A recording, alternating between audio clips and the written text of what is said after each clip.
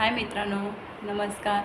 माझ्या नवीन ब्लॉगमध्ये आपण नवीन चॅनल ओपन केला आहे, तर तुमचं सगळ्यांचं स्वागत आहे.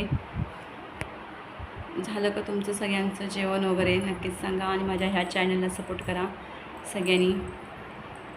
गेले होते बाहेर, पण नाही जाणं झालं माझं बाहेर, कारण की एवढा ऊन लागतं आहे विचारू नका.